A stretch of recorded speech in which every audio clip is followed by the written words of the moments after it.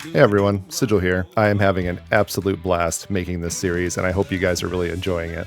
So we have our first two round 1 characters to level 5, and we need to choose one to move on to round 2. Don't mind Rellik being level 7 here on the screen. The original plan was to level all of the characters to level 10 in round 1, so I had continued to work on Rellik before making the decision to scale round 1 back to just level 5. I know level 5 is pretty low for Everquest, but I do think it did actually give me enough of a taste of the character to make a first round decision, and I think it'll let us get much further faster in this contest. So with that in mind, let's look at the criteria we're going to use to make this judgment call. So we're going to have 5 very highly scientifically chosen categories. I'll put them all up on screen, and then we'll go through them one by one and talk about the differences between Rellik and Burch, and then we'll choose a winner for each category. At the end, whoever's won the most categories, they're the ones that move on to round 2.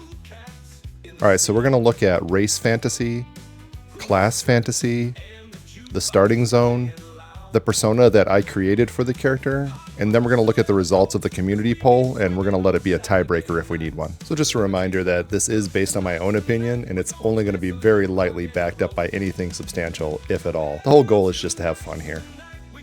So let's get started with race fantasy. So with these two, we're basically comparing the fantasy of being a freaky lizard person versus being Willow Offgood.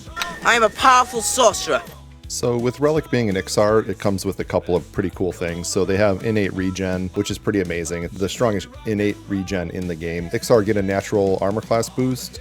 Nothing huge, but you know, it is a little bit of a difference. And they start with improved swimming, which is pretty neat. In addition to that, they're the first new race that was added to the game after release. So it came out with the Kunark expansion, which is the current expansion that Project Quarm is in. Fortunately, they come with some downsides too. So they are hated by everyone everywhere. So all of your factions are always a problem for Iksar. However, there is something kind of cool about being this hated lizard man roaming the world, always looking over your shoulder, waiting for some guard to attack you. Another issue with Iksar is they have armor limitations. So they can't use plate armor, and in particular for shamans, they can't use the Jaundice Bone set. The Jaundice Bone Bracer is a great shaman tool, gives you a free clickable damage spell, so it'd be great to be able to use that. As a lizard person, Iksar also have some unique looks and animations. I will say I think they have one of the goofiest jump animations. It kind of looks like they pull both legs up and hovercraft over the ground, but you know, Everquest is not exactly the latest and greatest in gaming animations, so I'm not going to hold that against Rellik here. Overall, I'd say the fantasy of it is pretty good.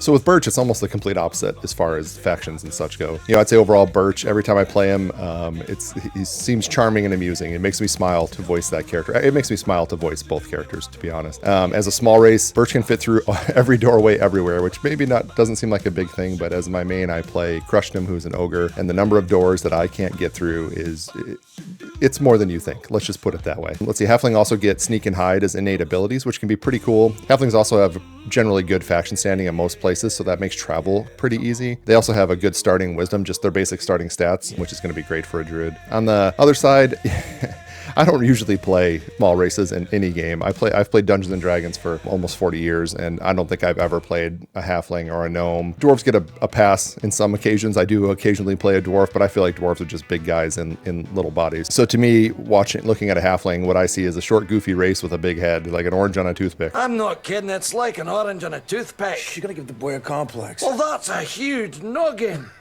Sorry, halfling enjoyers, we still love you. So I'm not usually a fan of those small races. So overall, I would say for race fantasy, as fun as Burch is and as much of a smile as he puts on my face, I think the Iksar race fantasy for me comes out on top. Overall, I'd say Rellik takes the race fantasy.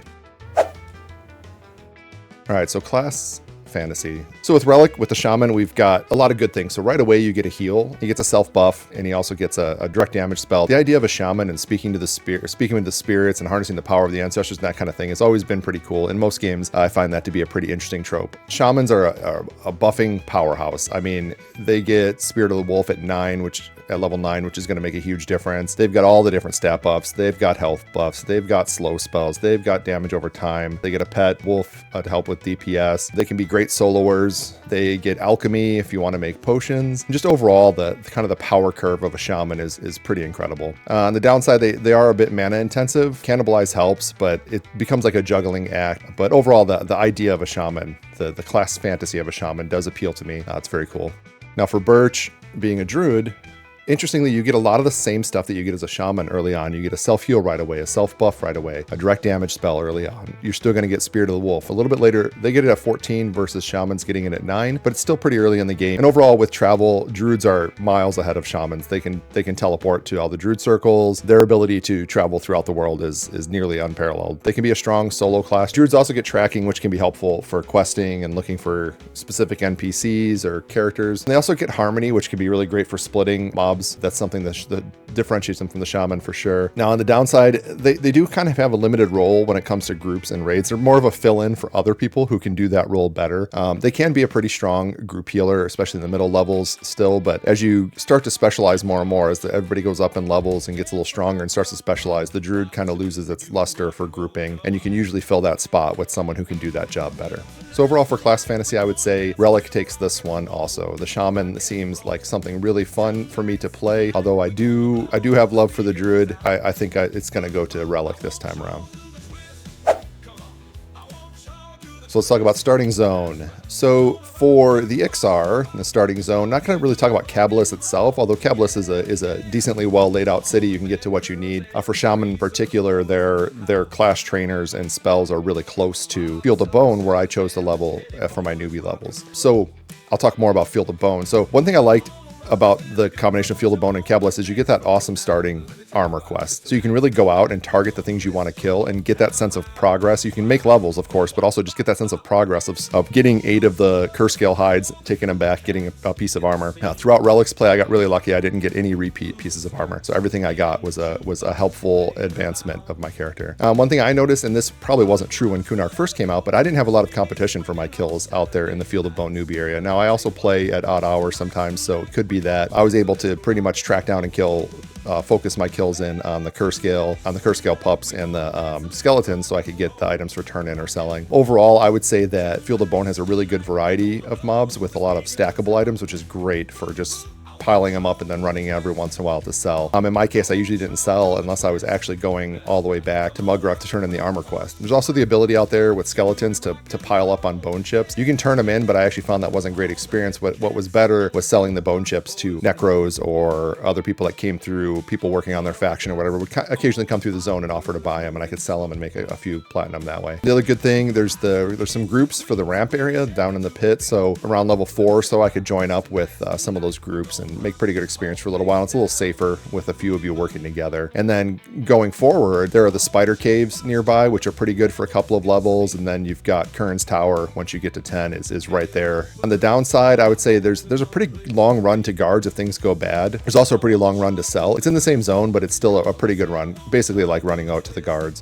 Then you have Burch, who starts in Rivervale and then moved over into Misty Thicket for leveling. One thing I'll say about Rivervale, it has great music. I loved just the background music in Rivervale. With that starting zone in Misty Thicket, you are super close to vendors. There are huts right there while you're killing stuff. Sometimes you're killing stuff right on top of their hut, and then you can just sell right inside there. You're also super close to guards when things go poorly. So I think Misty Thicket is set up excellently well. It's a small zone, has a pretty good density of mobs. You clearly have the wall cutting it in half, which kind of shows you where you can go at the early levels versus a little bit later. Just relatively compact and easy to get around. If you're a tailor, there are plenty of wolves out there, so you can collect up the wolf hides and then tailor yourself a suit of armor, which is what I did with Burch, and got really lucky there too. I never got a repeat piece of armor for Burch either. There are goblins and bixies out there in the newbie area, and those can drop armor and weapons, which is cool. So you have a lot of opportunities to get some early gear for yourself. And also, the guards wear bandit masks, so you can't beat that. It's pretty funny.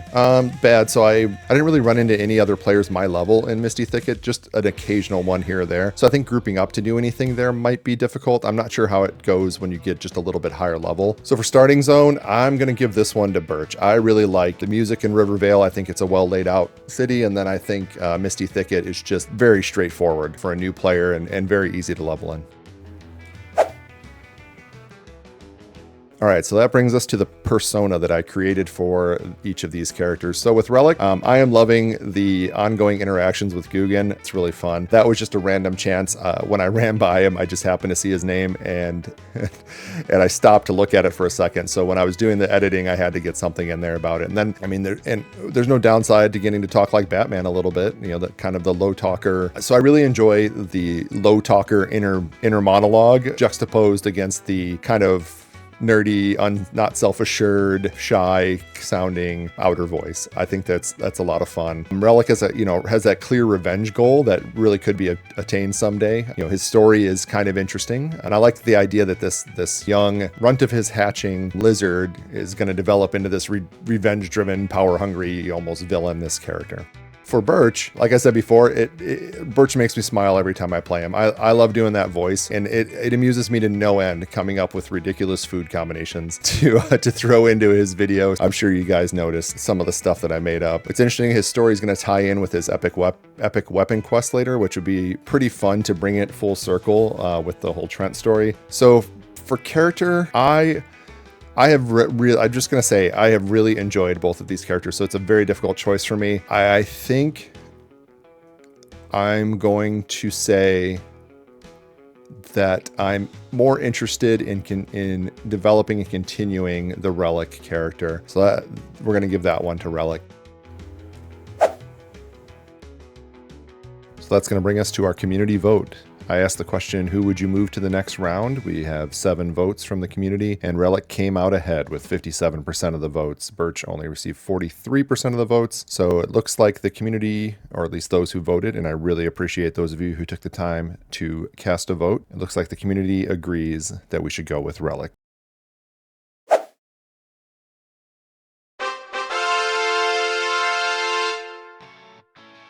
All right, so that means Burch, the Halfling Druid, is eliminated, and Rellik, the Iksar Shaman, gets to move on to round 2. So in our next video, we'll get to meet Valerian, the High Elf Magician, and he'll be going up against Cynic, the Half-Elf Rogue. I'm really looking forward to introducing both of these characters to you all, and I hope you enjoy them as much as I do. Thanks again for watching, and if you're looking forward to the next one, go ahead and press those magical Facebook buttons everybody always asks you to press, and you'll be alerted when it comes out. See you then. Making worlds collide, 1,000 voices cheering worldwide. Level up, let's rise and play. Through the night and into the day. From the pixels to the stars above. Gaming together.